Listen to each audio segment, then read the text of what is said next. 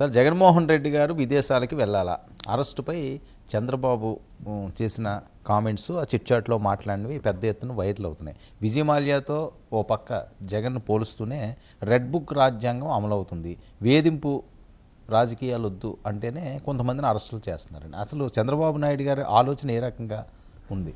నిజంగా ఇదే సందేహం కలుగుతుంది. మీరు ఈ ప్రశ్న అంటే అది అధికారికంగా ప్రకటన రాకపోయినా అనధికారికంగా అందరికీ లీక్ ఇచ్చారు, అనుకూల పత్రికల్లో కూడా ఇచ్చారు కాబట్టి తప్పకుండా దాన్ని సీరియస్గా తీసుకోవాలి.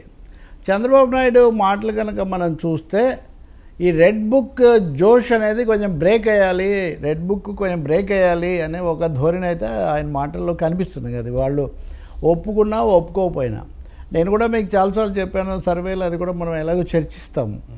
ఇప్పుడు ఎప్పుడైతే అరెస్టులు కేసులు ఇవే అయిపోయాయో వీటి మీదే చర్చ జరుగుతుంది, ఫోకస్ దీని మీదే ఉంది.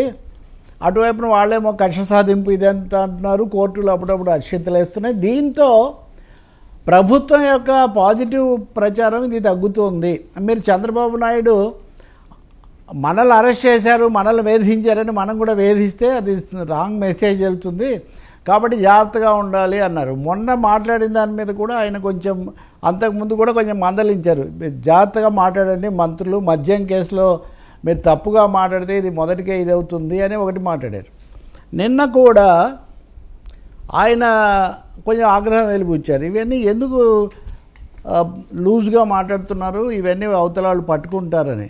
పర్టికులర్గా జగన్ ఈ విదేశాలకు వెళ్ళటం అనేది ఎక్కడంటే ఒక ఆర్థిక నేరస్తుడు అన్నీ తన చుట్టూ పెట్టుకొని అన్ని నేరాలు చేసి కూడా వ్యవస్థలను తిప్పుకుంటున్నాడు చుట్టూ. అంటే ఆర్థిక నేరస్తుడో ఇంకొకడో ఒకసారి ముఖ్యమంత్రి, ఇంకోసారి మాజీ, ఇంకోసారి ప్రతిపక్ష నాయకుడు, అంతకుముందు పార్లమెంట్ సభ్యుడు. అంటే అవతలి పార్టీ వాళ్ళని ఎంత ద్వేషం అనుకున్నా కానీ ఇంకా వాళ్ళు కేవలం బందిపోట్లు, నేరస్తులు, హంతకులు అని తప్ప ఓ పార్టీ రాజకీయ నాయకుడిగా కూడా గుర్తించము అంటే ప్రజలైతే గుర్తించి ఓట్లేశారు మొన్న కూడా 40%.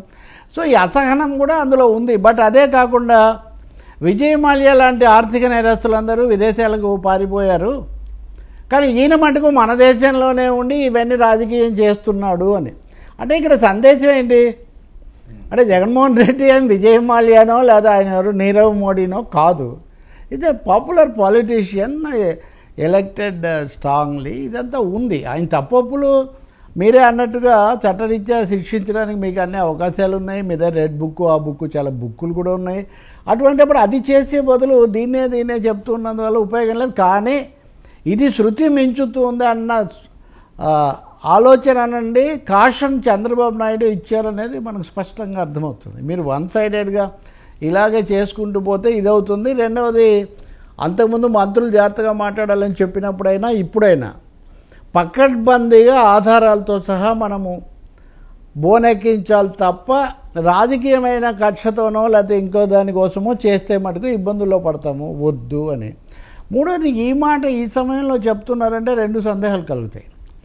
ఒకటి, మీరు చాలాసార్లు హెడ్డింగులు పెట్టారు, జగన్ అరెస్ట్ ఖాయం, ఇంకా సిద్ధమైపోయింది, ఇప్పుడప్పుడు ముహూర్తం వెయిటింగ్, ఇదంతా అంత అర్జెంట్ ఏం లేదని చెప్తున్నారు చంద్రబాబు నాయుడు. ఇది వెంటనే అతన్ని ఫిక్స్ చేయండి లేదా ఫిక్స్ చేయడానికి చర్యలు తీసుకోమని ఆదేశించారు, అలా లేదు.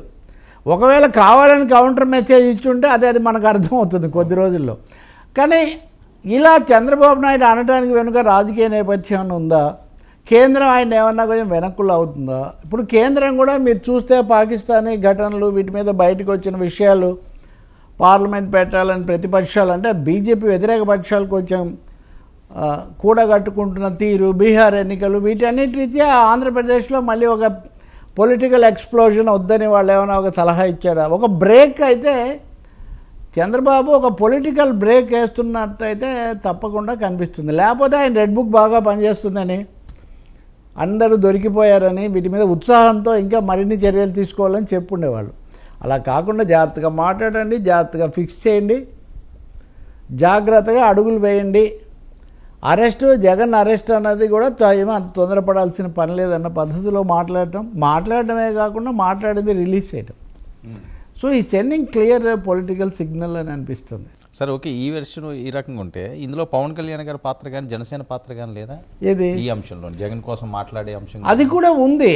అంటే మనం విన్నది చూస్తున్నది ఏంటంటే పవన్ కళ్యాణ్ కూడా మరీ వన్ సైడెడ్గా వెళ్తే ఇది రివర్స్ కొడుతుంది. ఎందుకంటే అంతకుముందు కూడా పవన్ కళ్యాణ్ జగన్ ఆయన పరిపాలన నిరంకుశ పద్ధతులు తప్పులు వీటి మీద తీవ్రంగా మాట్లాడేవాళ్ళు, కానీ అరెస్ట్ చేసేస్తాము జైల్లో పడేస్తాము అంటే కక్ష సాధింపు రాజకీయాలు వద్దు అన్నది జనసేన యొక్క ప్రధానమైన ప్రచారంగా జరిగితే, అంటే 1-to-1గా జగన్ను సవాల్ చేస్తూ పవన్ కళ్యాణ్ మాట్లాడారు, కానీ పొలిటికల్గా మాట్లాడారు ఎక్కువగా. కొంచెం వీళ్ళు మాట్లాడిన దానికి వాళ్ళు మాట్లాడిన దానికి తేడా ఉంది. కాబట్టి పవన్ కళ్యాణ్ జనసేన కూడా ఇప్పుడున్న పరిస్థితుల్లో కూటమి ఏడాది దాని మీద ఉన్న దృష్టిలో పెట్టుకున్నప్పుడు ఏదో తొందరపడిపోయి వెంటనే పంపించేస్తే మంచిది కాదు. దీని మీద 2-3 అభిప్రాయాలు కూడా వినిపిస్తున్నాయి రాజకీయ వర్గాల్లో.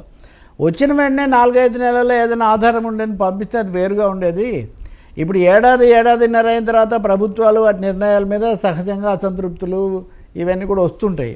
ఇటువంటి అప్పుడు కనుక చేస్తే గతంలో కూడా ఆయన జైలుకి వెళ్ళి దానివల్ల చాలా ప్రయోజనం పొందున్నాడు. ఇప్పుడు కనుక చేస్తే దాన్ని మరింత పొలిటికల్ అడ్వాంటేజ్గా మార్చుకునే ప్రయత్నం కూడా జరగవచ్చు. బీజేపీ మీద పూర్తిగా ఆధారపడలేము. బికాస్ బీజేపీ ఇంతవరకు వైసీపీ మా శత్రువు అని ఎక్కడ ప్రకటించలేదు, వీళ్ళు కూడా ప్రకటించలేదు.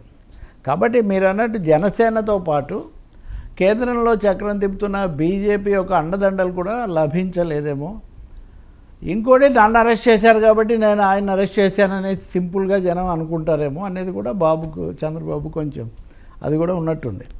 So he made his opinions open అంతే, ఇంకా అది లేకపోతే అలా చెప్పక్కర్లేదు.